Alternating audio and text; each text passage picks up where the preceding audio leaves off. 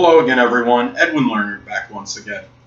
In this YouTube astrological segment, I'm going to be talking about Donald Trump's 2017-2018 solar return chart. Now, I base this on him having this in Washington, D.C. Of course, some positions in the chart, the house cusp may be a little bit different if he has it in a different location, but this is, keep in mind, this was based on if he does have his solar return in Washington, D.C. So anyway, the first thing is, as far as looking at it, looking at his sun, moon, and ascendant, of course the sun is going to be in Gemini, as is his natal sun, and he also has the moon in Aquarius in it, and he has a Libra ascendant in the chart. So Gemini sun, of course, could be very loquacious. The wants are still, those basic wants are still the same, the wanting to communicate, the variety and versatility. And the fact the moon is in Aquarius, well, maybe this could give a lot of communication connected with things that are innovative, new concepts, ingenuity. He might be a little bit more emotionally detached during this time than usual, having Libra ascendant in his solar return chart. These new innovative ideas that he may be strongly talking about might be done through deflecting these ideas perhaps off other people, because that's what Libra can be about. And there's gonna be, having Libra ascendant in his solar return chart, he's likely to be a little bit more charming, more diplomatic, more amiable, more amicable than usual, as opposed to his natal Leo ascendant. Well, also, as far as his chart from kind of looking at a pictorial standpoint, so to speak, now he has half of his planets are on the top half of the chart, half are going to be on the bottom, so likely make him a little bit less extroverted and gregarious than usual. He will probably have a good balance of extroversion, introversion, being objective and subjective, and also optimism and pessimism. He also has a preponderance of planets on the right side of his chart in his solar return chart. So he's probably going to be a little bit more dependent on others. He's going to go more to his advisors. He's going to have to wind up curtailing his natal Leo ascendant pride, so to speak, and he'll be probably going to be going to others for assistance, and he'll know when he'll swallow that pride and say, look, I need some assistance. I need you guys to advise me on what to do in a lot of situations and scenarios. Now, he also has majority of his planets are in the third quadrant in his solar return chart. The third quadrant is, of course, the 7th, 8th, and 9th houses. So he's going to be strongly involved in more relationships during this time, perhaps, and it may be perhaps some transformations of philosophical outlook through these relationships, and even business partnerships, perhaps. So he also has no planets in the fourth quadrant in his solar return chart, which is the 10th, 11th, and 12th houses. Now, this could indicate that there might be a little less worldly and global concern than usual than for the typical president in this term. However, he does have the North Node in the 11th house in his solar return chart, so it could be a little bit, but maybe not a whole lot as far as what I just described as the global concern, worldly concern thing. So anyway, also as far as his chart goes, well, he has Jupiter conjunct the ascendant in his solar return chart. So what it is about Donald Trump. Now, a lot of people have speculated, well, about him possibly being assassinated when that solar eclipse hits us in August, I believe August 21st. Well, Jupiter is the benevolent, benign planet, and this Jupiter conjunct his ascendant may give him some protection during this time from them. I'm not saying he's going to be, everything's going to be honky-dory for him during this period. I'm going to get into some health issues possibly with him based on his solar return chart in a little bit. But I really think that this could help him in terms of not maybe being killed during this term. And in most cases, most presidents are not killed in any term anyway. So you have to look at this, I mean, even whether it's from astrological vantage point or not. But I understand why there's a lot of people that think he may be assassinated in this term, because that solar eclipse is going to hit very close proximity to his ascendant, his Mars, and Mars rules gunfire, of course, and of course his south node in his natal chart. Now, another thing about Jupiter conjunct the ascendant, of course, is that this could give a propensity for weight, to gain weight as well. And he might put on a few pounds, which might be anticipated anyway during this period. Now, the fact that Jupiter is in Libra conjunct the Libra ascendant, keep in mind Jupiter conjunct the ascendant can be a period where you could get almost that reckless gambler type syndrome. Don't mean he's going to literally be going to casinos, but he might be taking a few more chances than usual. And Libra is about relationships, so he needs to be very prudent and more careful, I think, than usual as far as getting involved with certain people, certain relationships that could, whether it's from other countries or what have you. Now, another thing is his chart ruler falls in the 7th house in this solar return chart, and that could mean that Libra, that charming, diplomatic, peace-loving energy, may be coming out strongly in matters connected with relationships, and this could be even his open adversaries or enemies. He might be a little bit more peace, wanting to have more reconciliation than a lot of people anticipate during this period of his solar return. Now, also, he's going to have the chart ruler is Venus in Taurus, which is in its dignity, of course. It falls in the 7th house of accidental dignity. Now, this could be show good financial acumen, perhaps in matters with business partnerships. So that could be very auspicious for him. He makes money anyway naturally, and this could only accentuate that ability, I think. Now, he also has Mercury in Gemini in its dignity in the 9th house, but falling in the accidental detriment in the 9th. So this could be, for Mercury in Gemini, well, naturally being able to talk about a variety of subjects, assimilate information very quickly, talk quickly perhaps, showing versatility intellectually. However, being in the 9th, he might overlook some details and not really and not assimilate all the details. Don't get me wrong, Gemini energy is not always about assimilating a lot of details either, but it's a little more so, I think, than the 9th house / Sagittarius energy.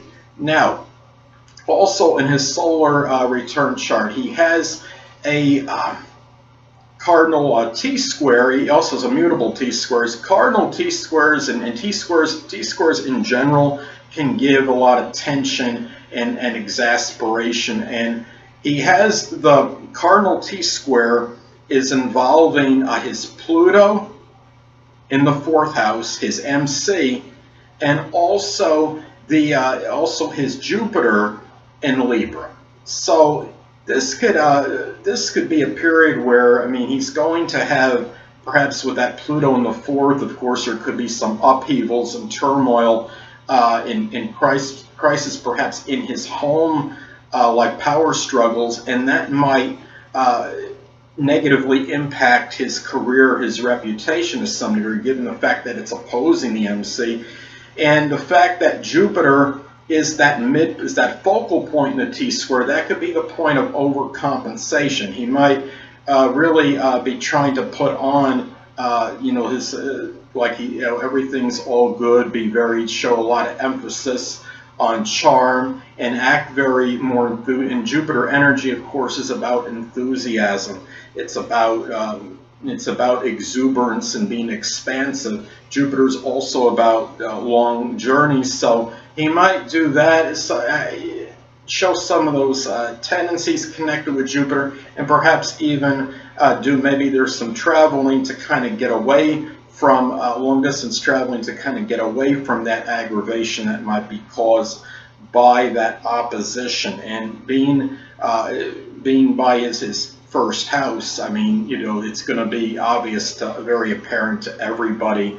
I think it'll be projected very strongly. Now, also, he has the mutable T-square involving his Sun in Gemini in the 9th house and Saturn in Sagittarius in the 3rd, being retrograde. Now, when you have the Sun making an opposition to Saturn, this could deplete your energy, your stamina, your vitality a little bit. The energy could be somewhat dissipated. And the fact that he has the square to the focal point of this T-square, okay, I said that he has the opposition with the Sun and Saturn. And interestingly enough, the midpoint of the focal point of this T-square is going to be the Chiron in his 6th house of health. So what it could happen is, if he has this depletion of energy, so to speak, he might be expecting others to be a little bit more at service and subservient to him while he's kind of while he wants to, you know, be taking care of his illness or whatever, perhaps from might be connected with his diminished vitality, or during time when he might be resting and taking care of himself to be more healthy. The Chiron in the 6th could be about some wounds connected with illness, with some kind of debilitation. So this might be a time where he might be taking care of his health strongly and taking care of those Chiron wounds connected with it. That could be the overcompensation point due to perhaps maybe having some diminished vitality and energy. And given the fact that Saturn is going to be retrograde in his solar return chart, that could also indicate that he might be taking on a lot more responsibilities than usual, or maybe not be cognizant of his limitations, which could cause problems connected with perhaps vitality issues, maybe from overexertion and trying to do too much. And what's interesting is that he has the opposition, of course, in this mutable T-square configuration with the Sagittarius, with Saturn and Sagittarius, Sun in Gemini. You have the 9th and the 3rd houses involved. So this is going to be a lot probably connected with doing things in his own community, neighborhood, and things with foreign people, foreign countries, perhaps. So it's going to might take a strong toll on him.